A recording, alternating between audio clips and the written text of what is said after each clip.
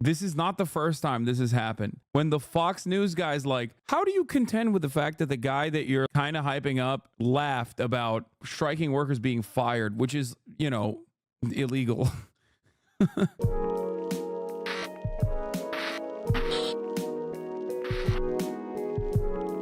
saying it.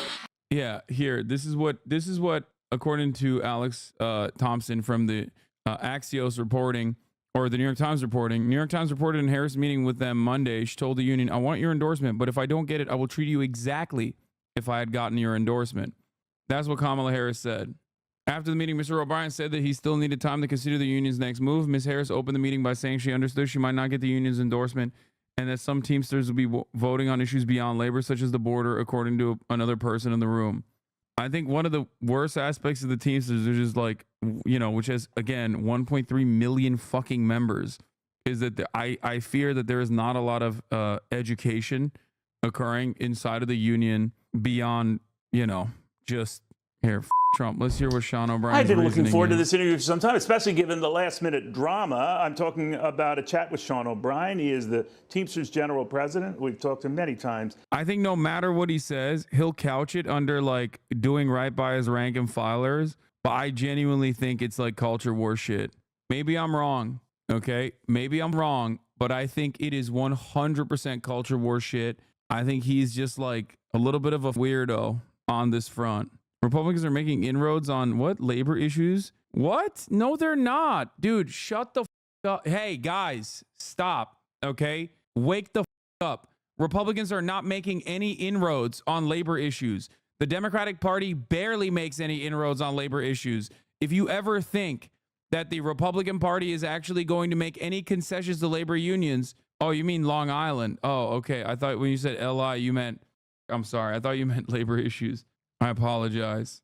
Anyway, like Teamsters, like other states and their own Teamsters unions are endorsing the Democratic Party. But like, God, I hate this conversation so much because it comes across like I'm defending the Democratic Party when I'm absolutely not.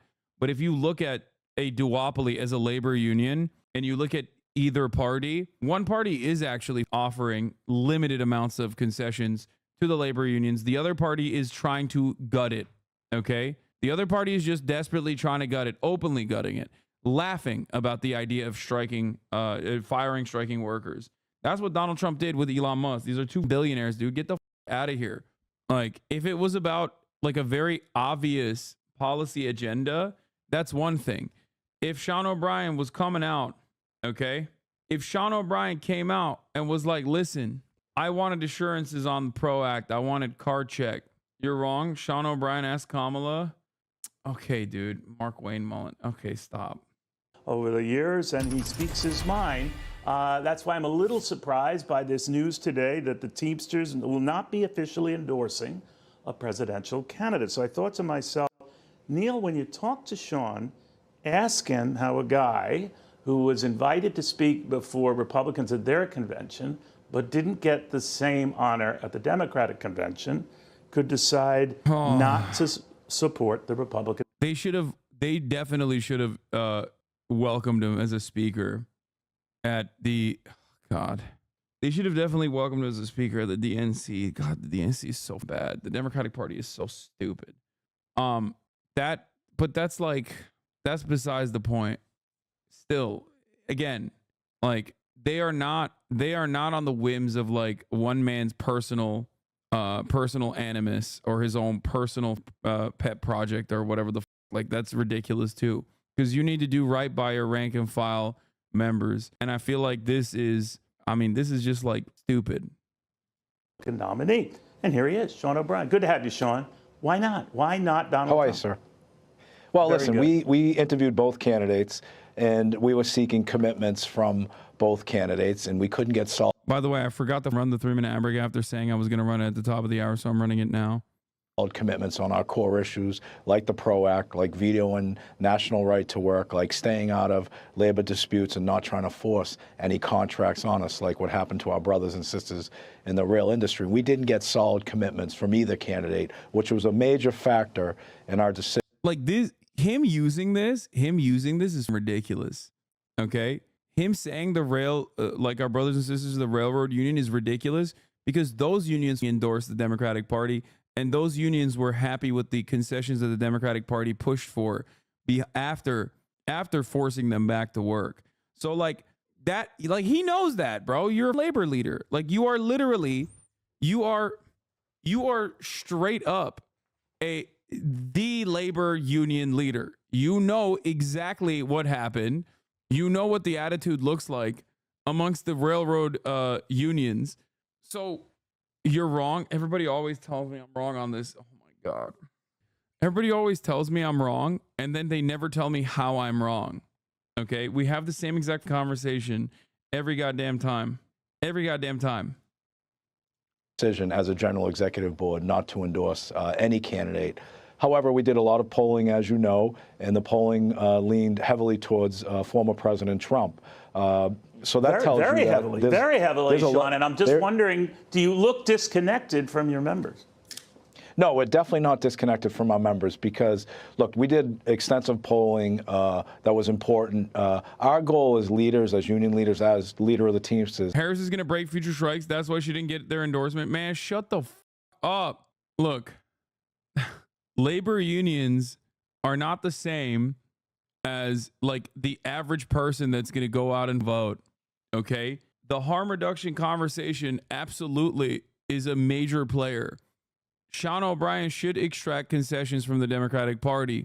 That is perfectly valid and the smart thing to do. But the notion that like he is openly in the tank in the most cowardly way possible for the Republican Party is unimaginably wrong. Okay? Because like in this circumstance, you're when he is leaning on one side and saying like, oh, well, our rank and filers love Donald Trump. They're big fans of Donald Trump. I couldn't be at odds with our rank and filers. Okay. When he says that, it implies that Donald Trump wouldn't do that. Is to provide the ability for people to have a voice and to provide credible information. And we cannot dictate to our members. Our members are sophisticated. They're going to make their own decisions. But this is a bigger problem. You know, the Democrats have always taken for granted that they're going to get our vote no matter what. And the Republicans fancy themselves as the working people's party. I think right now both sides have to take a step back and really reevaluate what their commitment is to working people. And that's what we did in this process. All right, but it does make me wonder when 2 out of 3 of your members prefer Donald Trump. Now, it's a telephone survey, I grant that, but that trend has been around for a while where members tend to favor more the Republican candidate than the Democratic candidate. But that's a pretty overwhelming shutout right there. So well, I think did that come into your thinking or no? We evaluated everything. We evaluated the straw poll, which was done in person, which, as you know. Here. I'll give you some background from Jacobin on the straw poll. Okay. The original straw poll was conducted from April 9th through July 3rd in union halls and was organized entirely by local union leadership. From anecdotal evidence, it seems that only a small minority of locals took time to mobilize and educate their membership on these votes, the stakes of the election, and the meaning of the polls. As a result, mainly active and engaged members who tend to lean Democrat showed up. This poll indicated that members backed then Democratic Party nominee Joe Biden, 43%, to Trump's 36%. Immediately following this poll, the IBT leadership announced another poll, this one online, that would supplement the in-person straw poll. There was a lot of speculation that this online poll was commissioned to counteract the results of the straw poll. There is no way of knowing whether that is true, but its results do indeed contradict the straw poll's results. This poll went heavily for Trump. Conducted between July 24th and September 15th, members voted 59.6% for Trump and only 34% for Democratic nominee Kamala Harris. This pattern itself, a wild swing from Biden to Trump, doesn't actually tell us very much. In fact, it confirms the suspicion held among many demographers and pollsters that engaged and active members of organizations lean to the left. Votes that take place in person self-select for the kind of people who have higher levels of institutional trust and a higher commitment to political action. That is, they select for people who seem more like Kamala Harris voters. The online vote does just the opposite.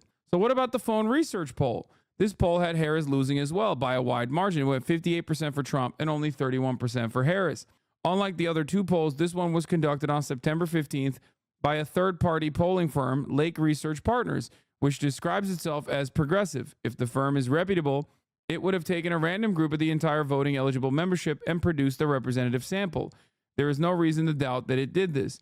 Therefore, it's quite likely that 58% of Teamsters support Trump. This finding would be consistent with the fact that some 56% of non-college educated voters overall support Trump, according to the Times Siena poll from September 8th. Now, the puzzle is why. We don't need to rehearse the litany of sins Trump has committed against labor: his National Labor Relations Board appointments, his closeness to union-busting billionaires, his comments encouraging the illegal firing of striking workers. The list goes on. So why would so many union voters still vote for him? The answer is threefold. First, inflation. There's no getting around it. Levels of inflation have been historic. Whether they are the fault of the president and vice president is almost irrelevant. Voters, especially working class voters, are blaming them. Second, the Teamsters, and they are far from alone in this, have not made it a priority to educate and mobilize his membership on political issues. This is the most consequential aspect of the Teamsters. Okay? A lot of the other labor unions don't just talk about their contracts or whatever, but they also play the role of educating and mobilizing their entire rank and file, their entire membership. This is why unions are a very powerful force in politics, or they're supposed to be a very powerful force in politics. Okay? That is the other aspect of labor unions that's very important. Teamsters don't necessarily do that as much. Some local, obviously some local chapters differ, but overall, across the board, it seems like they're not doing this at all. In the past 4 years, the union has rarely made an effort to explain or motivate its distinct political interests in the upcoming presidential election. Most local union presidents, and this is true in almost all unions, avoid talking politics for fear of offending their members or causing arguments among their membership, which again is kind of ridiculous if you look at the history of unions, but understandable if you look at the history or the recent history of unions in the United States of America, where neither party is like overtly defending their interests, with the exception of this last candidacy, with the exception of this last president. I will stand on this. Joe Biden's NLRB is one of the best national, one of the best NLRBs in recent history. Joe Biden has been more progressive and more pro-labor than any other contemporary U.S. president. That is 100% correct. The Democratic Party's messaging reflects this as well. And yes, it is incredibly important to stand on the picket line. It is incredibly important for the bully pulpit to be applied towards being pro-labor and specifically being pro-union. This is absolutely correct. Okay? If you guys think that that is not the case, you are delusional. Okay? The bully pulpit is perhaps one of the most consequential aspects of the presidency. Look at the way that the bully pulpit was applied when Donald Trump was president. It was applied in a way to be as racist and vitriolic and instill racial animus amongst the working class in the United States of America. And the outcome was Nazis taking off the Klan's robes, taking off the masks, and protesting in the streets with their faces open, out in the open. Okay? They felt emboldened. They felt galvanized. Why? Because Donald Trump hyped them up, okay, with what he said and what he refused to say. The same goes in the other direction for labor unions with the American president. Okay? What do you mean when you say bully pulpit? Thank you. Bully pulpit is just like what the presidential platform. If the president goes up there and on the most consequential platform is the leader of the free world, says shit like unions are important, they're the backbone of this economy, that is incredibly important. Okay? That is very consequential. The need for unity is incredibly important for a union, and so it makes good sense to avoid topics that might cause division. Still, the failure of union leadership to really articulate what working class interests are and how the parties help or harm those interests is a factor. Such political education should be a monthly part of the union's activities and not relegated to a few short meetings in the year of a high-stakes presidential election. Finally, and most important, the Democratic Party has done a miserable job of trying to identify with the working class. Many, if not most, on the left will offer an exasperated reply to this charge, insisting that the Democrats are so much better for workers and unions. Yes, that is obvious from a policy perspective, but leading liberals take for granted that workers are people too. It's no secret that the Democratic Party's image, interests, and value system are far closer to the upper middle class liberals than they are of the average working class. Oh, I hate this article. This article makes it seem like one of the I think Teamsters might be the largest North American labor union, actually, if not one of the, but I think it is the largest. This article does the classic, idiotic, I can't believe I'm reading a Jacobin article and I'm criticizing it this much. I don't know who the wrote this. Dustin Guastella. I'm shocked. Does the classic shit that runs with the assumption that labor unions are not unimaginably diverse, okay, comprised of people from every different background. I hate the idea that labor unions are comprised of people who are inherently reactionary and also all white. That is so stupid. That is just far from the truth. In a country where the labor union participation rates for black people is higher than labor union participation rates for white people. Okay? I just want to bring this up one more time. This is a very important fact for people that don't know. There are a higher rate of unionized black workers than there are a higher rate of unionized white workers. Okay? The notion that the Democratic Party on cultural issues, okay, are, doing fancy footwork for like bicoastal liberal elites is ridiculous. When the Democratic Party talks, they don't even do that anymore, but when they used to talk about black issues, or when they used to talk about trans issues, when they used to talk about, gay rights or whatever, the notion that this was liberal elites and not reflective of not by pure numbers, chatter, of course, per capita. What are you saying? I said the labor participation rate. What do you think that is? The labor participation rate. Yes, of course, not higher across the board. There are 13% of the population is black.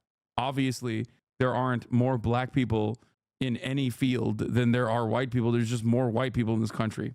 Okay. Anyway, just clarifying, but it's fine. Let's get back to it. Okay. But once again, gay people, black people, queer people, lesbians, trans people, they are what makes the entire American labor force. Okay? That's it. So just understand that. Wait, what? The Maltese leftists, there's this article about the railroad workers voting down the new contracts as given by Biden. No, this is before. You're sending me an article before what happened, not after. You're sending me an article about what happened you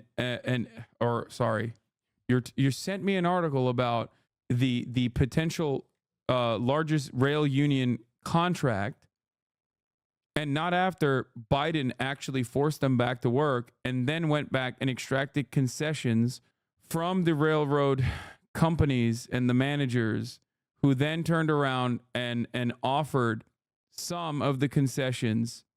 Okay?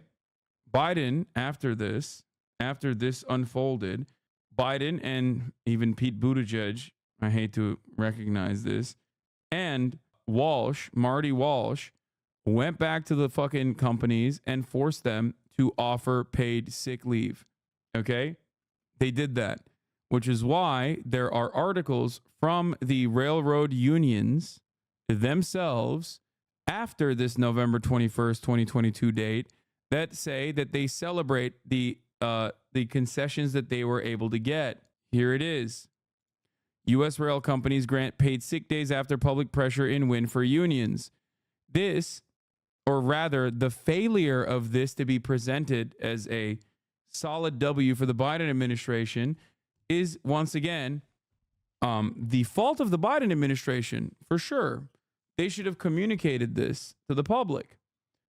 But you should know better, because I've talked about this a million times over. Okay? One must ask the question why these railroad unions have endorsed the Democratic Party if they were so unhappy with it. A diverse coalition all impacted by the RLA, and only Rashida gives a damn about the rail workers. Your whole narrative on this is warped. 4 days is not a W. Dog, when Palestinians want something, I'm not going to sit here. I'm not going to sit here and be like, I'm outflanking the Palestinians on this issue, okay? When the railroad unions are happy with the concessions that were extracted from the companies, I'm not going to outflank them because Twitch chatters don't agree with the decision. Okay? That's it. Yeah. We never stopped applying pressure. Hard fought success on rail sick days. If you as a chatter have reservations about this, you can send me. Maybe I have not seen it. Maybe you've seen something that I am oblivious to and unfamiliar with. Okay? But everything that I've read on the matter, shows that the unions were happy with any of the concessions that they were able to get. Okay? Why push back against the Dems at all then? Because the Democrats are incredibly right-wing on immigration and have adopted the positions that the Republican Party held on to during in the 2020 race. And also beyond that, I don't know if you guys know this, but they're funding and facilitating a genocide with your tax dollars. So obviously, I'm always going to be honest with you. Backpedaling Andy, I think you're too stupid to understand anything that I'm talking about here. What do I always tell you? I will always be honest with you. If you ask me what the Democrats are doing in terms of of how they fought for workers' rights, okay, they are significantly better. Not only better than the alternative, but significantly better than previous Democrat administrations. Following since 2019, yeah, that's probably a Divorcelli fan. You always eat this bait. Do you get bored of doing this 1,000 times? I don't think it's bait when there is plenty of people, plenty of new people that literally come back and say the same thing. Okay, it would be bait if many people didn't just see this, okay, and never this. That's the problem. And it's not for you because you've heard it a million times over. For me, it's for all the people that haven't heard it yet. Oh, that one chatter that said the railroad unions actually hated this contract has not given me an actual link or any kind of communications from a railroad labor union that openly said they hate the contract. Okay? I'm waiting for it. Anyway, I disagree with the assessment that the Democratic Party focuses on too much culture war narratives, and that's like inherently seen as bi-coastal elitist shit by labor union rank and filers, especially because, once again, labor unions are incredibly diverse. When people act like labor unions are comprised of hard hat wearing white working class reactionaries, they're stupid. They're running on a Nixon era anti-hippie messaging strategy from right-wing populists. Okay. That is where it originally started. I hate this argument. It's very stupid. Labor unions are comprised of women who care about abortion. Labor unions are comprised of gay people who care about, gay rights. Labor unions are comprised of black and brown people. Okay? But yeah.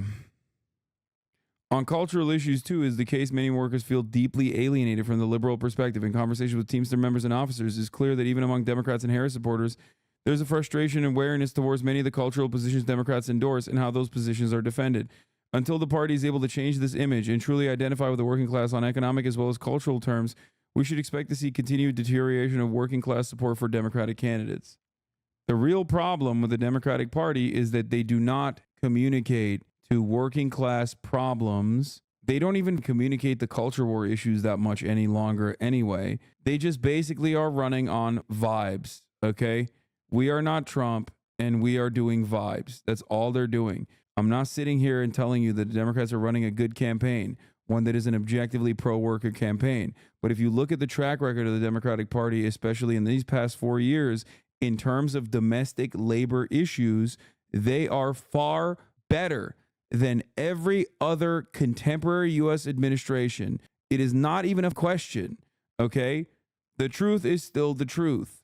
I'm sorry. You know, if that's the calculation that you're doing, then that's, you know, that's fair. Oh my God, Brandon broke a strike, Lamau. I'm going to Brian kill me. Okay. For a lot of people, if the education that you get on labor issues exclusively relies on a TikTok video that you watched, and you're going to come in here and repeat it to me, a person that TikToker probably watched and didn't watch ever again, you're not going to see the full picture. Okay? I'm sorry, chatters, but you are wrong on this. And I have repeated it so many times that I literally repeated it 3 minutes ago. Okay? 3 minutes that I could have used serving an ad break. Oh my God, everyone is...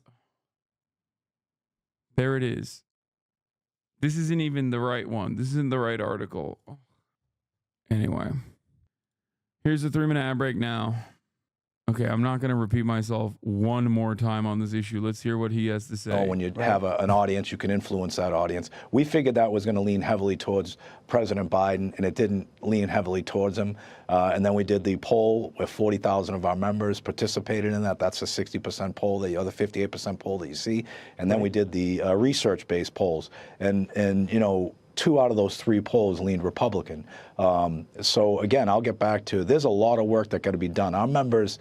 One of the things that frustrates me about this stuff is that, like, it is perfectly valid to demand more from the Democratic Party. It's the good thing to do. It's the right thing to do. But if you're going to drop it, this took 2 seconds to find. Wait, what? The rail workers did not get everything they asked for when Biden broke the rail strike?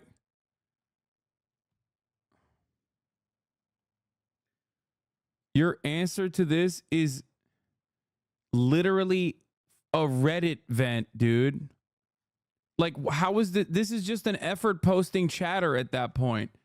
To which the response was, Biden deserves a lot of the credit for achieving this goal for us, from the IBEV railroad director. He and his team continue to work behind the scenes to get the rail labor a fair agreement for paid sick leave. We're thankful to the Biden administration, played the long game on sick days and stuck with us for months after Congress imposed our updated national agreement.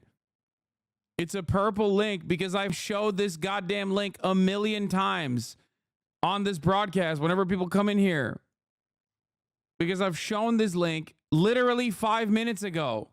In this situation, if you're a railroad union member, a rank and filer, and you have issues with the new agreement that you, I guess, democratically ratified, that's one thing, because that's what happened. Okay? And this happens all the time. There are tentative agreements, and then there are concessions, there's back and forth, there are negotiations that take place, and then contracts are brought back by the union leadership that's democratically elected to the rank and filers. Okay? And the rank and file vote to ratify the contract. Do you understand? And in that process, there are people who wanted more, for sure. They want more. And that's perfectly understandable. But if we're having a conversation about like what the union's opinion is across the board, the union's opinion across the board are that they are happy with at least some of the concessions that they were able to get due to the consistent pressure that they say the Biden administration put on the railroad companies. Okay? At that point, I feel like y'all are just like, you know, you're outflanking the rank and filers. That's it. Broski, it was just for information. My B. Let's move on. Even now, I'm getting cancer from this. Thanks, Broski. Let's get back to Sean O'Brien's hog ass.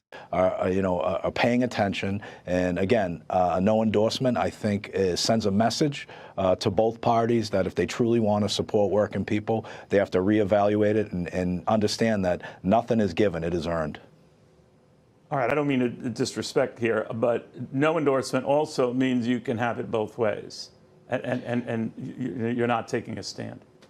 No, we're not looking to have it both ways at all. I take a stand every day. I call balls and strikes. You know, there's some great Democrats that supported us. President Biden, passed pension legislation that fixed our pensions.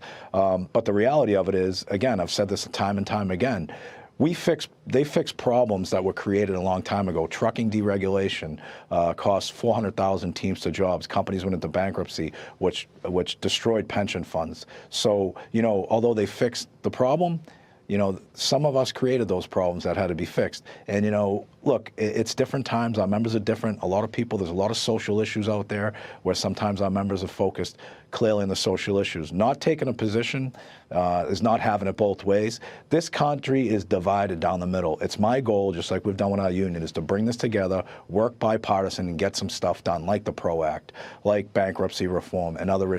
If he gets a single Republican vote on the PRO Act, I'll eat my hat. Okay? Like, he thinks Josh Hawley's going to vote for it. You know what I mean? Issues that affect our members. You know, did this turn in any way, Sean? I think you were critical of President Trump after his interview where he was going back and forth with Elon Musk and others about when you can fire, get rid of workers, and that he admired that ability. And it's always funny when what's his face, Neil Cavato, is like being more woke than Sean O'Brien. This is not the first time this has happened. When the Fox News guy's like, how do you contend with the fact that the guy that you're like kind of hyping up laughed about, you know, striking workers being fired, which is, you know, illegal. Just illegal. And you were quite vehement about it. And I just thought that might have represented a turning point. Yeah, I mean, obviously words have consequences, right? Statements have consequences. And I will, you know, I called former President Trump out, just like I would call anybody else that tries to retaliate or make fun of people being terminated for exercising their right to strike. But when we asked both candidates in the presidential forum roundtables about supporting railway workers and workers that are under the RLA to strike and not interfere, we couldn't get strong commitments from either candidate. So, you know, that was a major factor in our decision making. But back to your point, unacceptable for anybody to fire workers for exercising their right and or gloat about it. So it's no secret, I'm not a big fan of Elon Musk. Okay, that I do remember. But let me then step back and get your thoughts on that relationship, because Elon Musk apparently might have a great sway in a potential Trump administration. And even when it comes to looking at the government books and looking at how the government spends its money, did that weigh in? Yeah. Yeah. Famously, if given the opportunity, Donald Trump would be like, oh, dude, the RLA, I love that. Definitely. So one must look at in between these two candidates, like if neither are saying that, if neither are supporting railroad labor unions after exhausting all options, being given the opportunity to strike, if neither candidate supports that, what are the actual things that you're getting from potentially Donald Trump? Like what? What are the things? Like, is there anything at all? Is there anything that you can ever get from Donald Trump at all? Yeah, I mean, look, we can't look to see ghosts. I've got 1.3 million of the strongest people in the world, and that's our rank and file members. And, you know, although there may be a difference of opinions or there may be criticisms, if we have to go to fight with corporate America and the Elon Musk of the world, I like my chances. Okay, so let me just get a sense of where you go from here. Because your colleagues at other unions, by and large, have been going hook, line, and sinker for Kamala Harris. And I know your members, when polled on this, and I know these can be erratic polls, they're not scientific polls, I know how they go, liked Joe Biden a lot more than Kamala Harris. Is that true? Joe Biden, I think they polled consistently in our polls. I can't speak for anything else. But, you know, they polled about 25% to 30% popularity with our members consistently. So I'm sorry, compared to President Trump, though, he scored higher, did he not? He scored higher. He did, yes. Okay. Kamala Harris does not. No, she does not. So they're not psyched about her. They're more psyched about Donald Trump.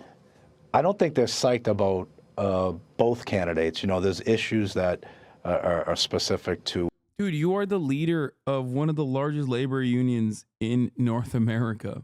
Like, if your rank and file is not excited about one candidate over the other, like, it is your job to at least show the different ways in which either party would be helpful for just one cause and one cause only: doing right by your rank and file workers. I feel like I'm crazy for, like, the communication here is a little ridiculous. There is no world in which any labor union should ever even remotely stand alongside Donald Trump. I've been saying this from the start. Like, when he first met with Trump, I was like, oh my God, here we go. What our members want and need. And, you know, this polling wasn't just a vote. There were issues and questions posed within this polling that our members asked. So, you know, I think this process, and I guess, you know, I'll get back to, you know, people are sick of it. People are sick of the name calling. People are sick of tearing each other apart because they support one candidate versus the other. And I think it's just, you know, people are fed up and they want it over with. I want it over with, to be honest with you. We do great work. We negotiate the strongest contracts. We're organizing thousands of members each month. That's what our focus needs to be on. All right. AFL-CIO, United Auto Workers Union, they're strong Democrat. They're going for Kamala Harris.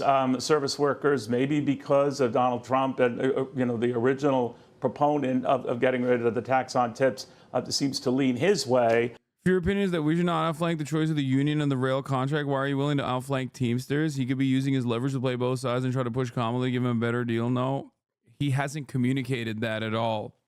That's the problem. That's what my issue is. How do you not understand?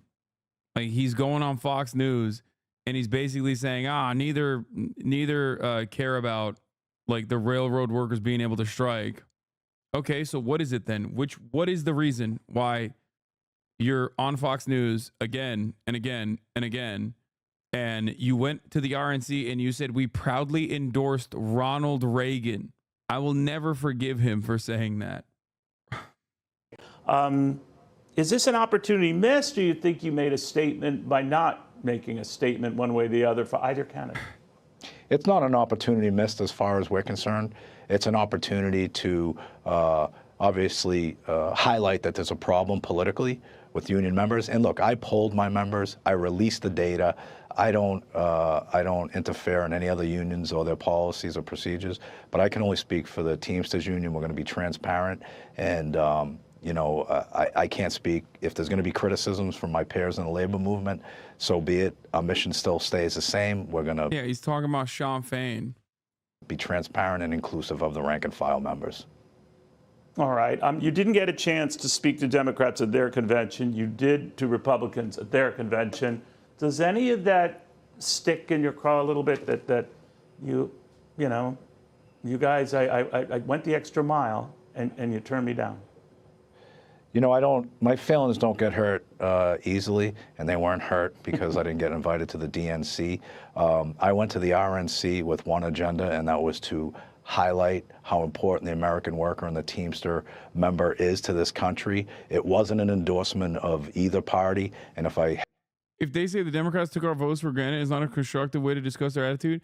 I mean, that's not wrong. The Democratic Party does take their vote for granted. It is true. But, like, you have the podium. You should have a coherent strategy for why you are making this decision. Okay? Like, this makes no sense. Hasan, for real, you don't realize there's always been a massive battle by BIPOC, LGBTQ, and women against all the bigotry and union movements. I love woke wrecker splinter behavior when talking about, like, modern American unions, especially when, like, data does not reflect what you are talking about in current existing American labor unions. Okay? I love when I say something like, hey, I don't know if you guys know this, contrary to what the popular attitude is, The American labor movement and labor unions right now are incredibly diverse. Okay? Like, its historic significance is utterly irrelevant in this conversation that we're having in 2024. I don't think you are purposely trying to behave like a wrecker.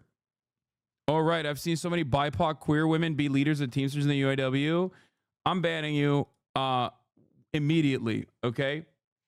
I'm banning you immediately. Shut the fuck up, okay? Shut your bitch ass up, please. Please. Oh my God, dude. Labor union participation is unironically higher for black people than it is for white people in this country.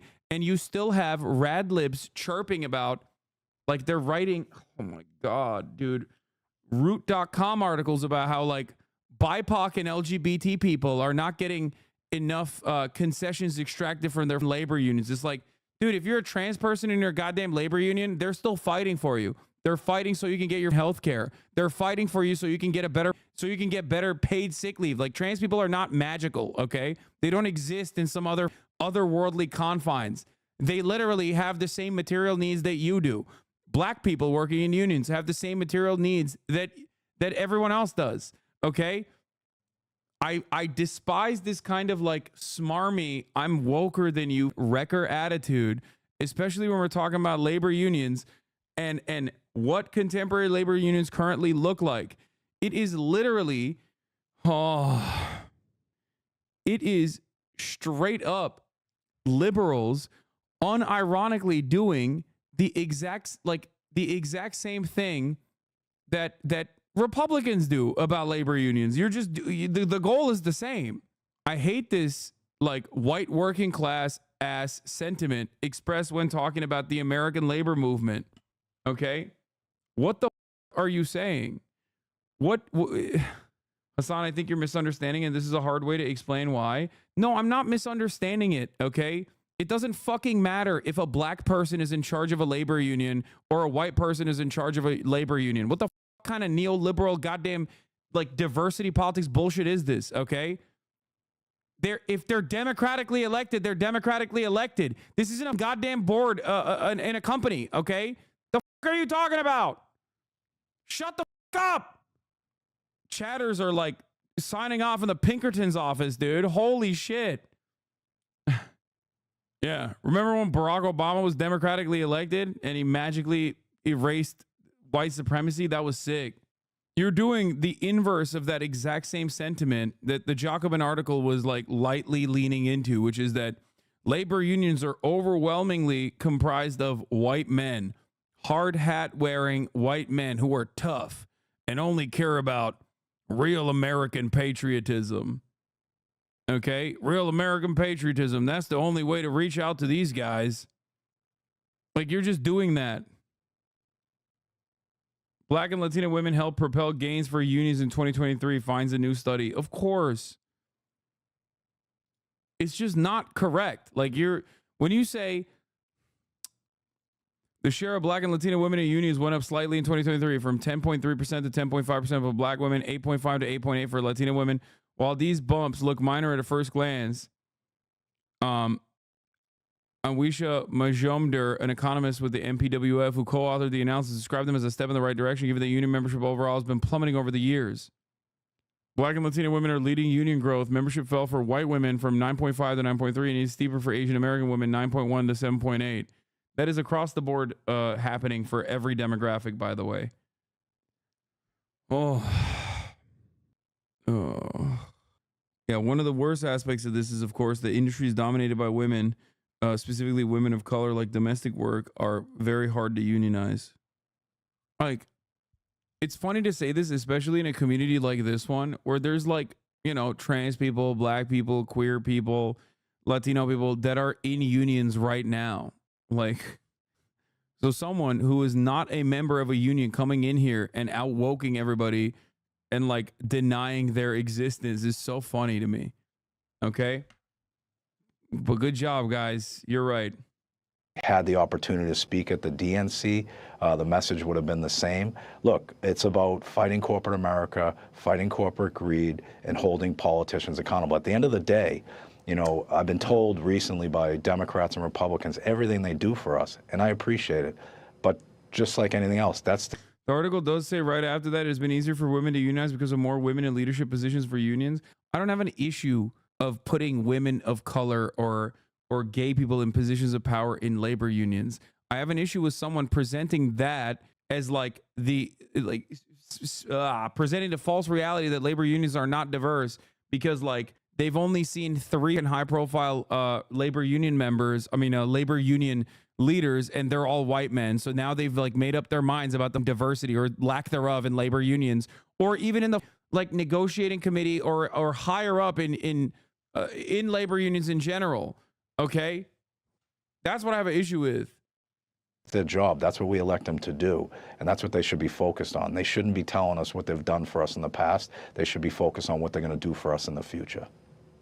All right, I'm reflecting on that one telephone poll. I don't mean to belabor it. Oh my God. Okay. All right. I'm done with this.